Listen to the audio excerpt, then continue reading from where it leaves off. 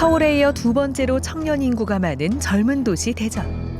미래 세대인 청년들에게 일자리 창출과 안정적인 생활 기반 등을 약속했던 이장우 시장이 최근 전세 사기 피해 청년들에게는 불통으로 일관하고 있다며 성토의 목소리가 쏟아지고 있습니다.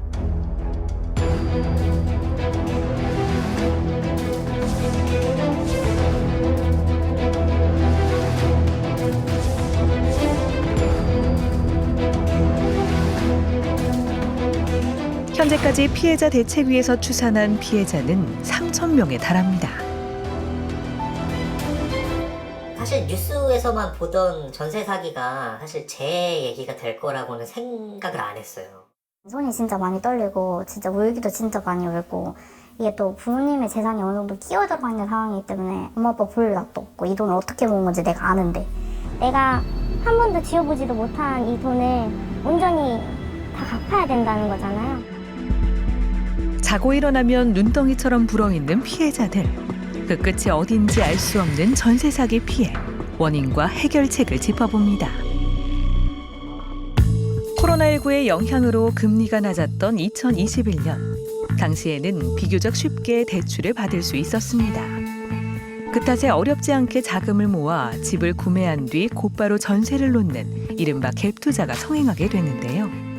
5억 원 정도 되는 토지를 매입을 하고 PF 대출로 뭐 한 예를 들어서 7, 8억 정도를 빌려요. 그리고 이제 건물 신축을 한 뒤에 보존 등기를 치는 날 바로 선순위 근저당 설정을 이제 합니다. 보통 이제 이금융 건들이죠. 그러고 나서 바로 건물이 보존 등기도 안 쳐졌는데 그 전에 공인중개사들이 좀 공격적으로 전세 계약 체결을 유도를 해요. 집을 구하는 청년들로부터.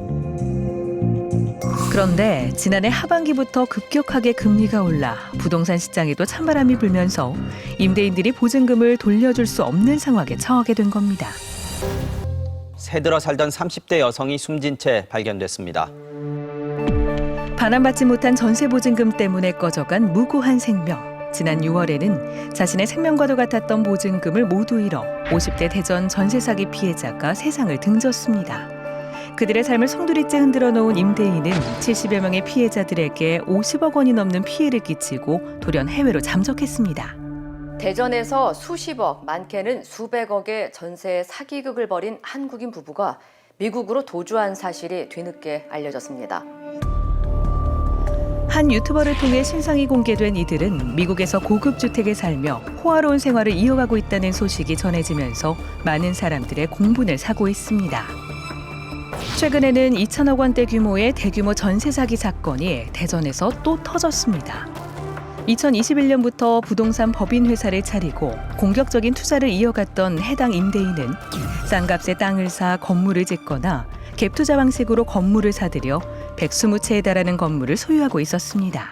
임대인의 재무 구조를 보면 사실상 이렇게 100채 이상을 소유할 수 있는 재력이 아니거든요. 실제 자금이 없었거든요. 계속해서 돌려받기식으로 운영을 했기 때문에 분명히 문제가 있다고 저희는 보는 거죠. 피해자는 개인 사거래가 아닌 공인중개사를 통해 체결한 것인데 제도의 허점 때문에 피해를 본 것이라며 분통을 터뜨리고 있습니다. 전세 계약 시 공인중개사가 선순위 보증금을 허위로 기재하거나 전혀 고지하지 않는 경우가 많아 피해가 커졌다는 겁니다. 또 다른 20대 청년 피해자도 순위에 대한 아무런 정보 없이 전세 계약을 했다가 날벼락을 맞았습니다. 현재 살고 있는 집이 1억 3천짜리 전세에 살고 있는 도중에 경매에 넘어가게 되어서 사실 순위에 대한 이야기를 전혀 해주시지도 않았고요. 그 당시에는 이제 선순위 보증금에 대한 설명도 중개사분이 해주지 않아서 그 중에서도 이제 저는 좀 뒤쪽에 있는. 현재는 경매가 유예돼 6개월 더 살던 집에 머물 수 있게 됐지만 후손이 임차인이라 결국 한 푼도 돌려받지 못한다는 사실에 막막하기만 합니다. 20, 30대 사회초년생에겐 전세가 그나마 안정적 주거 형태라 선택한 건데 전세제도가 치명적인 위험을 안고 있었던 겁니다. 또 다른 피해자는 공인중개사와 임대인이 공모한 선순위 보증금 허위 기재로 피해를 받습니다. 선순위 보증금이 5억 2천 정도로 나와 있는데, 근데 사실을 알고 보니 제가 계약할 당시에 확인된 선순위 보증금이 4억 정도였던 것 같습니다. 피해자는 현재 회사 기숙사에서 생활하며 보증금 반환 소송을 준비하고 있습니다. 내년에 입주할 임대 아파트의 보증금 마련에도 차질을 빚어 우울증 상담까지 받고 있는 상황입니다. 사회적 재난이라고 표현할 만큼 기하급수적으로 늘어가는 전세 사기 피해자들. 부동산 업계에서는 내년이 더 심각할 거라고 전망합니다.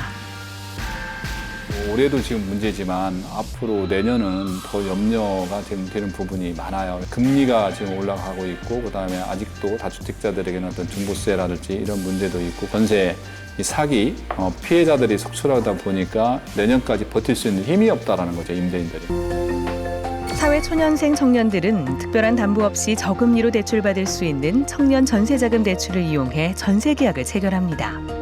아파트보다 1.5배는 저렴해 대전 1인 가구 청년들은 전세자금 대출을 통해 다가구 주택을 선택합니다. 다가구 주택은 하나의 주택으로 보는 거고요. 다세대는 호실별로 이렇게 딱 분류가 돼 있어요. 다가구 주택 같은 경우에는 그래서 한 사람의 건물 주인이 보통 19세대 미만이기 때문에 보통 통상적으로 17세대에서 19세대 정도를 가지고 있거든요. 근데 그래서 한 사람이 임대인이라는 거죠. 최대 19세대까지 둘 수 있는 다가구 주택은 많은 세입자들이 거주하지만 서류상 단독주택으로 분류돼 임대인 한 사람의 등기로 되어 있습니다.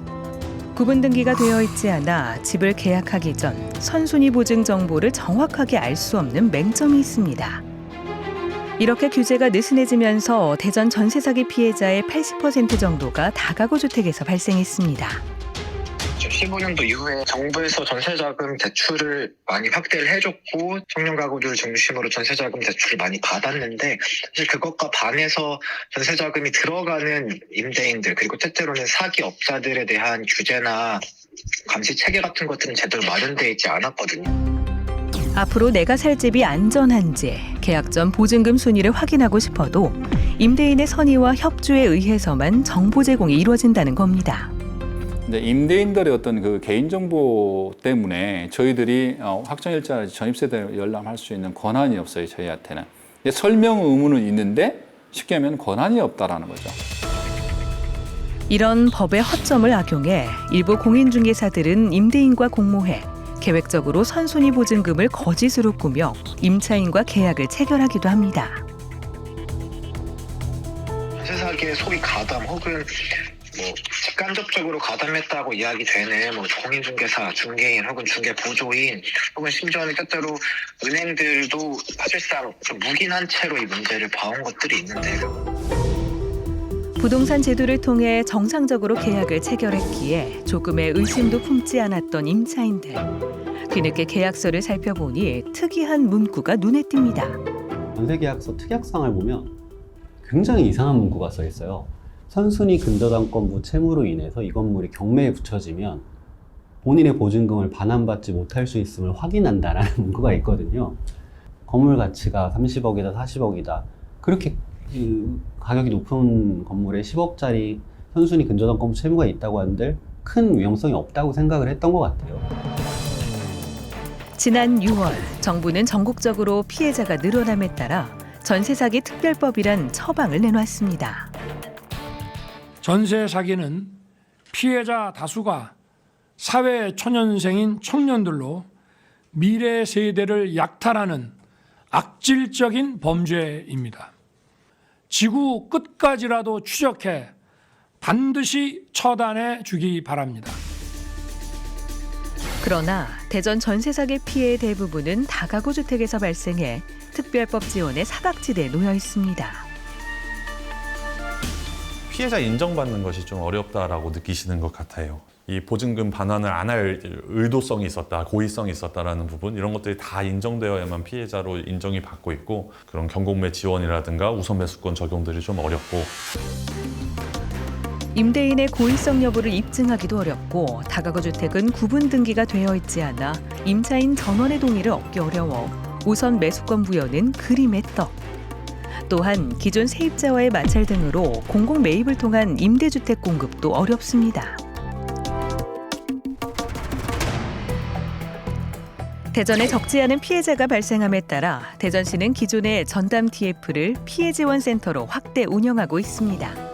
전문적인 법률 상담과 금융 지원, 임대차 관련 상담 등도 체계적으로 받을 수 있습니다. 정부와 지자체의 이러한 노력에도 피해자들의 반응은 싸늘한 상황. 전세 사기가 제도적 허점에서 비롯됐다는 점에서 정부가 피해자들의 보상금을 보상할 것을 요구하고 있습니다.